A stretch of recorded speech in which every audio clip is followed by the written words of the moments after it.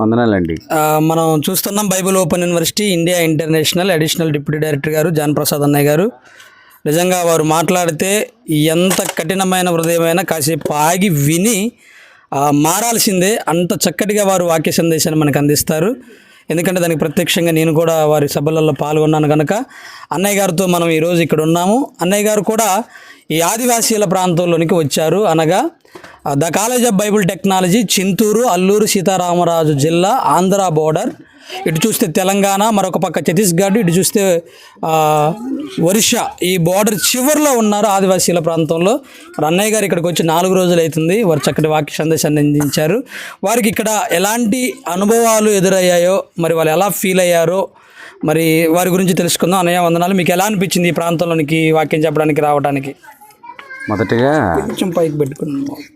మొదటిగా మీ అందరికీ కూడా ప్రభునామమున హృదయపూర్వకమైన వందనాలండి. మరి ఈ మారుమూల ప్రాంతానికి వచ్చి 4 దినాలు ఇక్కడుండి ఈ ప్రాంత ప్రజలందరితో కూడా మరి వాక్యం పంచుకోవటం అనేది నాకు చాలా సంతోషాన్ని కలిగిస్తుంది. అంతకంటే ముఖ్యంగా మరి ఎక్కడికైనా మీటింగ్ వెళితే మాతో పాటు ఒక ప్రిన్సిపల్ ఉండడం, లేకపోతే ఒక కోఆర్డినేటర్ ఉండడం జరుగుతుంది.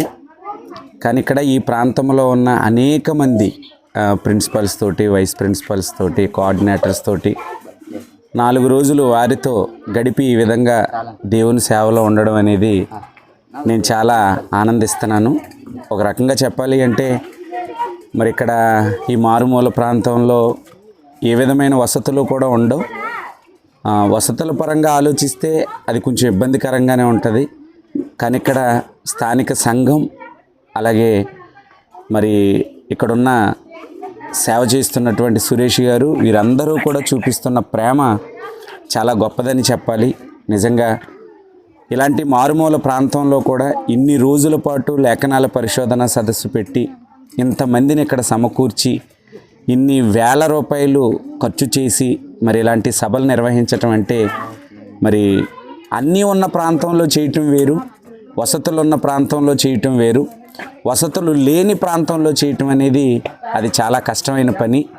మరి ఇలాంటి పని చేస్తున్న ఈ స్థానిక బైబిల్ కాలేజీని నేను ఎంతగానో అభినందిస్తున్నాను. మరి ముఖ్యంగా ఈ 4 రోజుల పాటు దేవుని పనిలో వీరందరితో కలిసి దేవుని వాక్యాన్ని పంచుకోవడానికి ఈ సంఘం నాకు కల్పించిన అవకాశాన్ని బట్టి నేను ఎంతగానో దేవుణ్ణి మహిమపరుస్తున్నాను.